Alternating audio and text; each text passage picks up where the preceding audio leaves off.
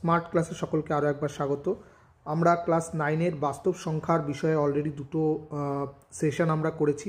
আজকের যে সেশনটা হচ্ছে সেই সেশনে আমরা মেনলি আবৃত দশমিক যে অংশটা আমাদের রয়েছে সেই পার্টটা নিয়ে আলোচনা করব এবং তার আগে অমূলদ সংখ্যা আলোচনা করব, কারণ আমরা গত যেই পার্টটা করেছি ক্লাস 9-এর সেখানে মূলদ সংখ্যা নিয়ে বেশিরভাগ আলোচনা ছিল। আজকে অমূলদ সংখ্যা এবং আবৃত দশমিক খুব ইম্পর্ট্যান্ট একটা জায়গা, শুধুমাত্র ক্লাস 9-এর স্টুডেন্টদের জন্য নয়, পরবর্তীকালে যখনই আমরা অঙ্ক করতে যাব এই আবৃত দশমিকের বিভিন্ন জায়গায় কিন্তু আমাদের কাজে লাগে। তো সেই জায়গাটা নিয়ে আমরা প্রথম আজকে আলোচনা করব। তো আমরা এতক্ষণ পর্যন্ত আমরা যেই দুটো সেশন পড়েছি সেখানে মূলদ সংখ্যা দেখেছি। মূলদ সংখ্যা কাকে বলছে? P/Q এই আকারে যদি কোনো বাস্তব সংখ্যাকে প্রকাশ করা যায়, যেখানে P এবং Q কি হয়? পূর্ণ সংখ্যা এবং Q নট ইকুয়াল টু 0 হতে হয়, তাহলে সেটা কি হয়ে যায়? একটা মূলদ সংখ্যা হয়ে যায়, মূলদ সংখ্যা। এবার অমূলদ সংখ্যা কাকে বলবো? অমূলদ সংখ্যা হবে একদম এর অপোজিটটা, যেখানে কোনো সংখ্যাকে যদি P/Q আকারে প্রকাশ করা না যায়,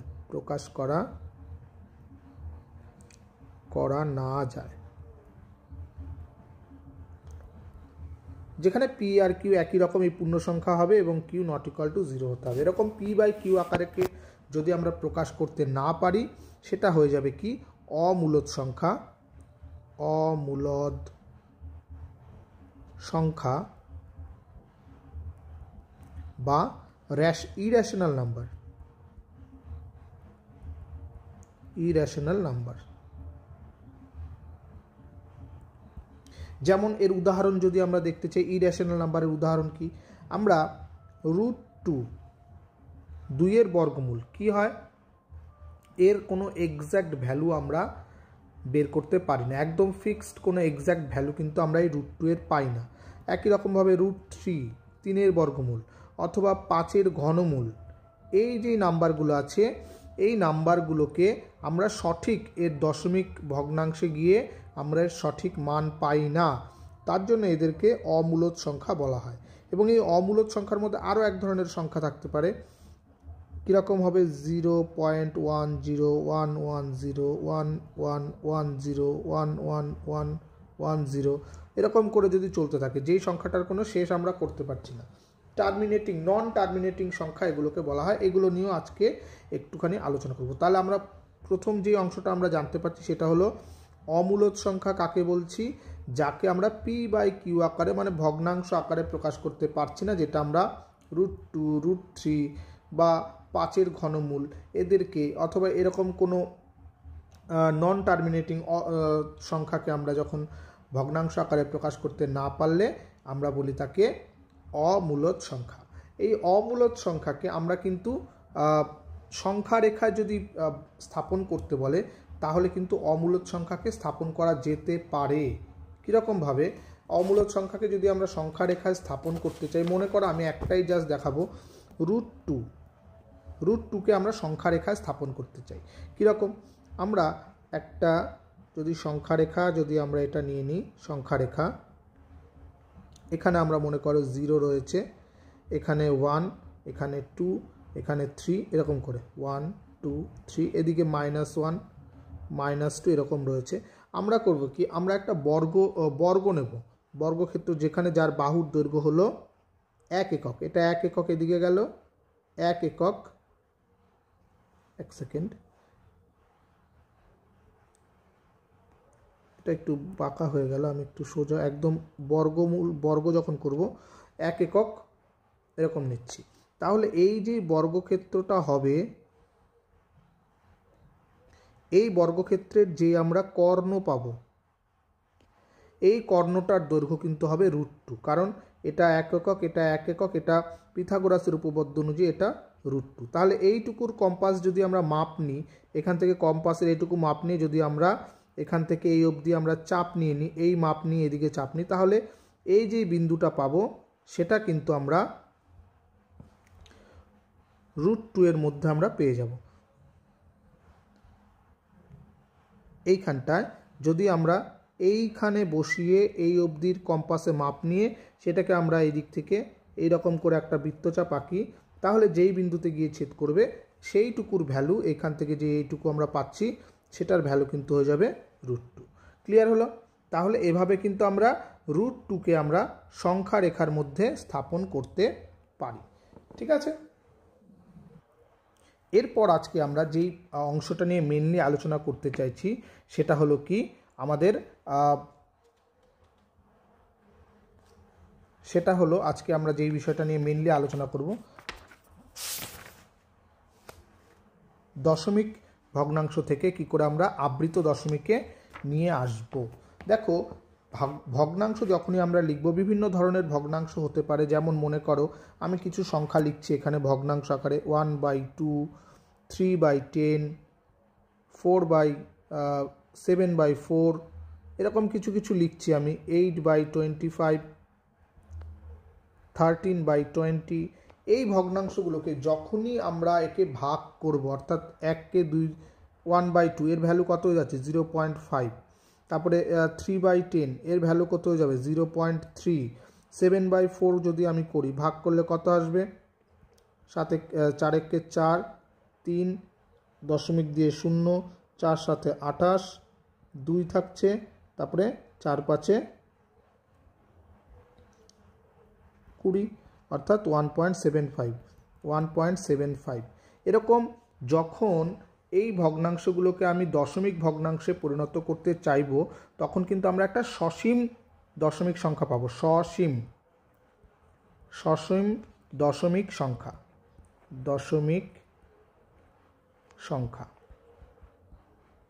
এই সসীম দশমিক সংখ্যা কাকে বলছি? যখন কোনো একটা ভগ্নাংশকে যদি আমরা দশমিক সংখ্যায় প্রকাশ করি সেটা যদি শেষ হয়ে যায়, অর্থাৎ ভাগশেষ যদি শূন্য হয়ে যায়, এটা যেমন ভাগশেষ শূন্য হয়েছে, এগুলো প্রত্যেকটার ক্ষেত্রে কিন্তু ভাগশেষ শূন্য হবে। এবং সেটা কখন হবে? যদি এই যে আমরা নিচের যে কিউটা পাচ্ছি, এই কিউয়ের মানে p/q আকারে প্রকাশ করা যায় তো যে কোনো মূলদ সংখ্যাকে, এই কিউটা যদি 2 এবং 5 এর মৌলিক মানে কিউ এর মৌলিক উৎপাদক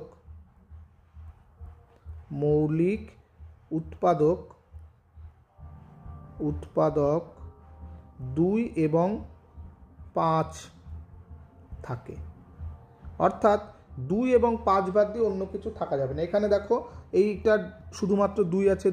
10কে যদি আমি ভাঙি কত, 2 গুণ 5, 4কে ভাঙলে 2 গুণ 2, 25কে ভাঙলে 5 গুণ 5, 20কে ভাঙলে কত হচ্ছে 2 গুণ 2 গুণ 5। তার মানে যদি এমন ভগ্নাংশ থাকে যার যেই হরের অংশটা রয়েছে, সেই হর অংশটাকে যদি আমি উৎপাদকে বিশ্লেষণ করি সেখানে 2 এবং 5 এই দুটো সংখ্যা ছাড়া আর কোনো সংখ্যা সেখানে থাকবে না। এরকম যদি কোনো ভগ্নাংশ থাকে তাহলে তাদের ভাগ করলে অবশ্যই ভাগশেষটা আমাদের শূন্য হবে, অর্থাৎ মিলে যাবে। এরকম দশমিক সংখ্যা আমরা পাবো। এই ধরনের সংখ্যা হবে সসীম দশমিক সংখ্যা। এবার আমি আরও একটু এক্সাম্পল নিচ্ছি। আমি এক্সাম্পল কি নেব? এক্সাম্পল নেব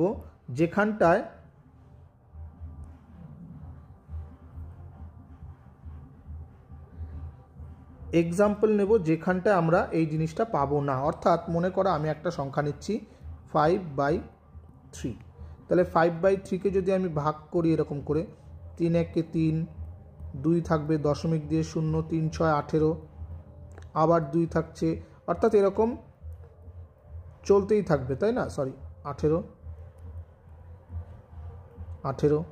তাহলে এরকম 2 করে ভাগশেষ থেকেই যাবে। তার মানে 5/3 ইকুয়াল টু হচ্ছে 1.66।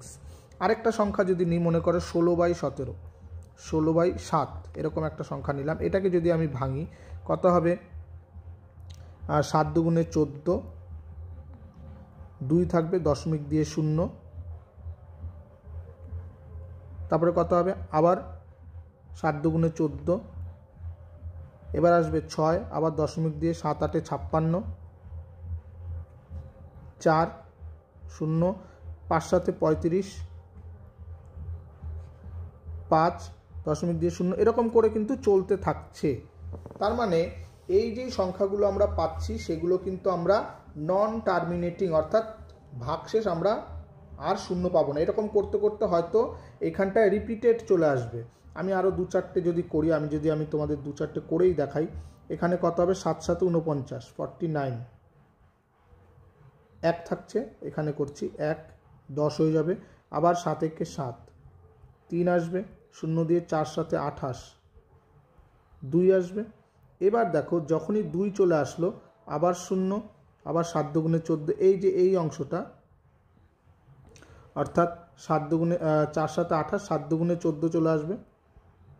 7 দুগুণে 14 কোথায় চলে আসছে? এই যে এই জায়গা থেকে আবার কিন্তু আমার একই জায়গায় চলে আসবে, মানে আবার 6, এই যে 6 7 8 56, অর্থাৎ এই অংশটুকু বারবার রিপিট করতে থাকবে। এরপরে আবার 2 8 5 7 1 4, আবার 2 8, এরকম করে রিপিট করতে থাকবে। তার মানে কি? এই অংশটা বারবার রিপিট করছে। এই জায়গাটায় আমাদের আবৃত দশমিক চলে আসবে। তার মানে যখনই রিপিট অংশটা চলে আসছে সেই অংশগুলো, সেই যে দশমিক ভগ্নাংশ আমরা পাচ্ছি সেটাকে বলছি, মানে এখানে ভাগশেষ আমাদের শূন্য হচ্ছে না, তাহলে ভাগশেষ শূন্য হচ্ছে না। তার মানে কি? এই যে ভাগশেষ যদি শূন্য না হয় তাহলে আমরা যেই ভগ্নাংশটা পাচ্ছি তাকে বলা হবে আবৃত দশমিক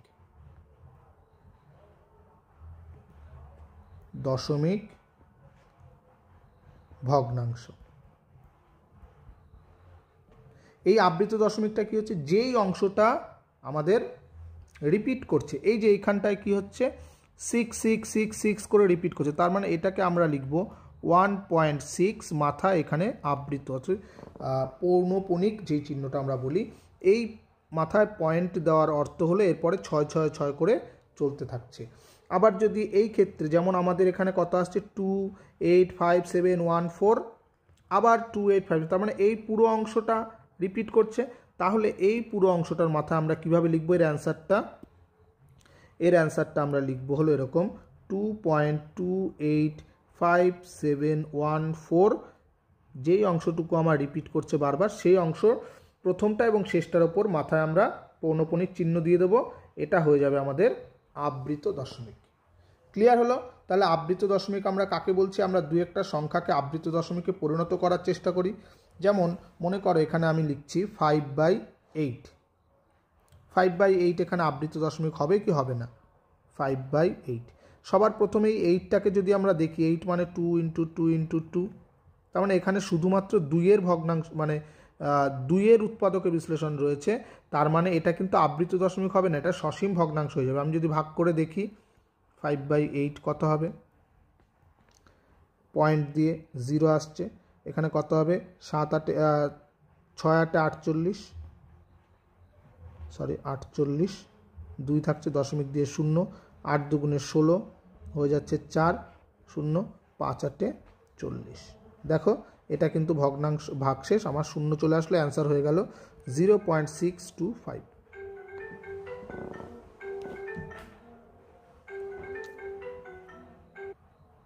নেক্সট আমরা আরেকটা যদি ভগ্নাংশ নিই, মনে করো 3/11 আছে।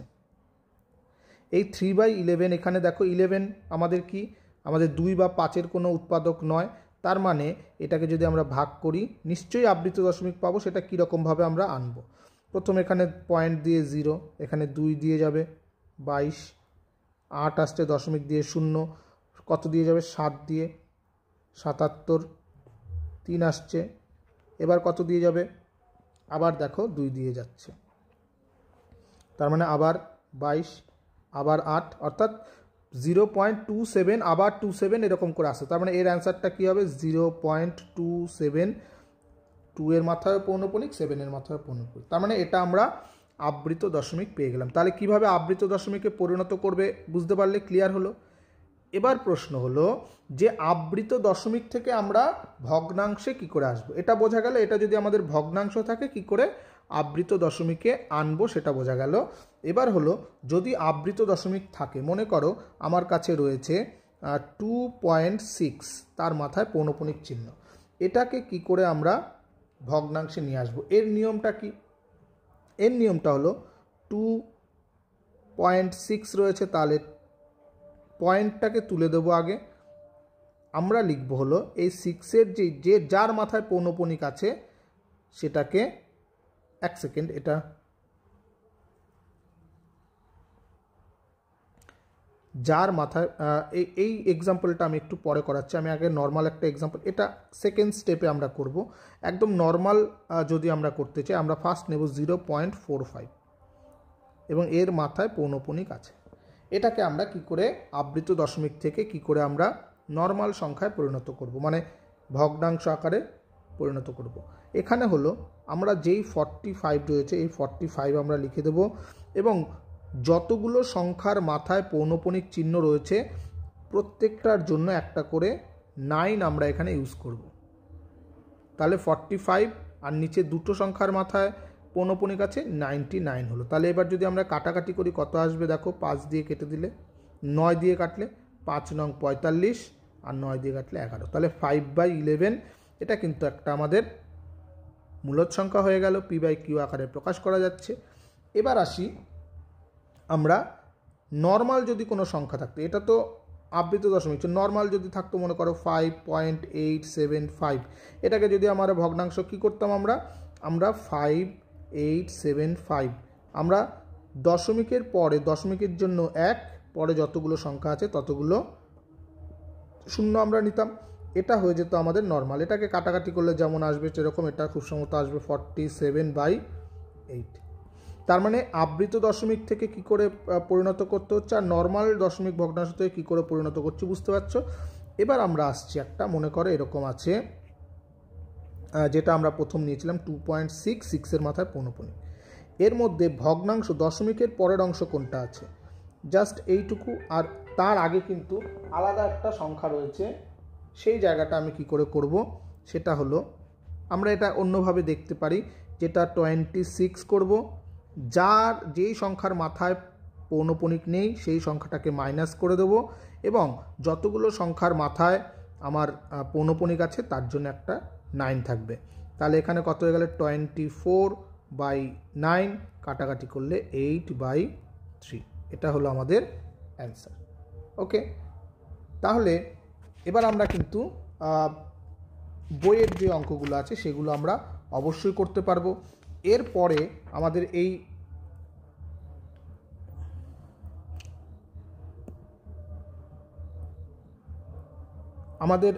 যেই জায়গাটা রয়েছে এটা তো গেল হলো আবৃত দশমিক। এরপরে একটা আসছে যেটা আমরা একটা সংখ্যা দেখিয়েছিলাম, যে মানে আবৃত দশমিকগুলোকেও কিন্তু আমরা রাউন্ড আপ করতে পারছি, যে একটা নির্দিষ্ট সীমার মধ্যে আমরা রাখতে পারছি, কিন্তু যদি এরকম থাকে 0.1, 0, দুটো 1, তারপরে একটা 0, আবার তিনটে 1, তারপরে একটা 0, চারটে 1, তারপরে একটা 0, এরকম করে চলছে, তাহলে এই সংখ্যাগুলোকে আমরা কি বলবো? এটা একটা স্পেশাল টাইপের সংখ্যা, তাকে বলা হয় নন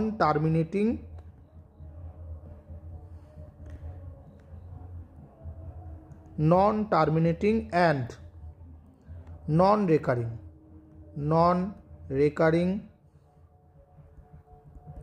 নাম্বার। যেগুলো আমাদের ছিল যেই কি বলে আবৃত দশমিক, সেটা হলো রেকারিং নাম্বার, মানে এক পর আবার একই সংখ্যা বারবার করে আসছে, তার জন্য সেটা রেকারিং নাম্বার ছিল।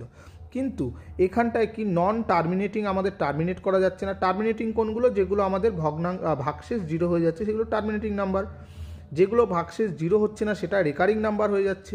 কিন্তু এক্ষেত্রে ভাগশেষ 0 হচ্ছে না প্লাস রেকারিংও হচ্ছে না, এই ধরনের সংখ্যাকে বলবো আমরা non terminating and non recurring number.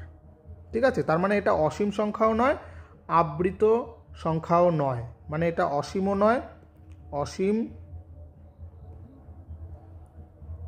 ও অনাবৃত। এটা অসীম সংখ্যা, অসীম ও অনাবৃত, এটা কোনো সসীম সংখ্যা নয়, আমি যেটা অসীম সসীম সংখ্যা নয় এবং আবৃতও নয়, তার মানে এটা অসীম এবং অনাবৃত সংখ্যা আমরা বলতে পারি। আরেক ধরনের সংখ্যা আমরা এখানে জানবো পরবর্তীকালে, সেই সংখ্যাগুলোকে বলা হয় কি অবিজীয়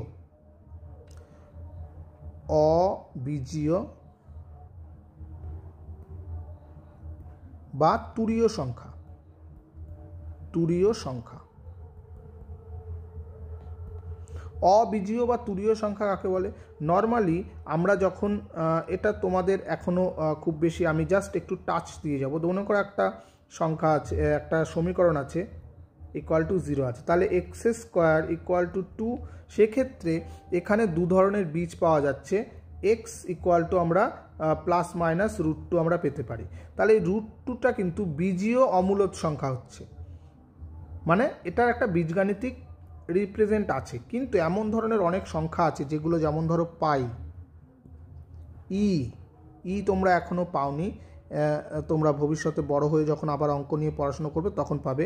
পাই এবং এই ধরনের সংখ্যাগুলো কোনো বীজগাণিতিক সমাধান হিসাবে এখানে আসে না, তার জন্য এগুলোকে বলা হয় তুরীয় সংখ্যা,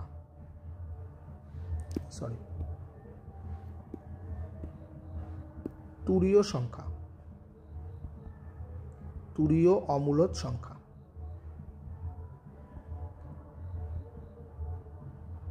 ওকে, তাহলে এই চ্যাপ্টারটা আমরা কি কি জিনিস শিখলাম? যে অনাবৃত সংখ্যা কাকে বলছে সেটা, অনাবৃত নয়, আবৃত সংখ্যা কাকে বলছে, অসীম অনাবৃত সংখ্যা কি, তুরীয় সংখ্যা কি, এই জিনিসগুলো জানলাম। এবার যেটা আমরা তো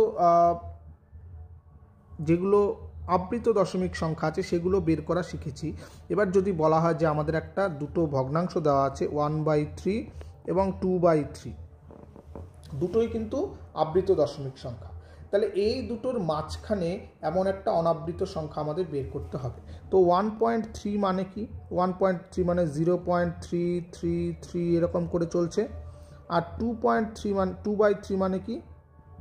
0.6666। তাহলে এদের মাঝখানে আমাকে একটা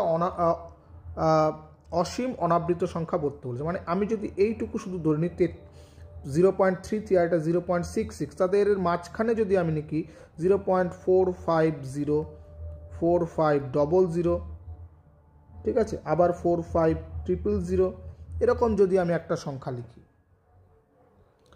তাহলে এটা কিন্তু দেখো এটা নন টার্মিনেটিং, কোনো টার্মিনেশন হচ্ছে না, কিন্তু এটা আবার আবৃত দশমিক সংখ্যাও হচ্ছে না। তাহলে এটা কিন্তু একটা অনাবৃত এবং অসীম সংখ্যা আমরা পেয়ে যাচ্ছি। তাহলে আমরা মোটামুটি কোষে দেখি 1.3 এর কিছুটা অংশ এখানটায় করলাম। এর পরের যে সেশনটা আমরা করব সেখানে আমরা বাস্তব সংখ্যার যেই পার্টগুলো রয়েছে সেই পার্টগুলো একদম বিশদে আরেকবার সংক্ষিপ্ত আকারে জেনে নেব এবং সেটা জানলে মোটামুটি আমাদের এই বাস্তব সংখ্যার পুরো চ্যাপ্টারটা কমপ্লিট হয়ে যাবে। তো আজকের মতো এ পর্যন্তই থাকছে। খুব ভালো থাকবে, বেশি বেশি করে অঙ্ক করবে। Thank you.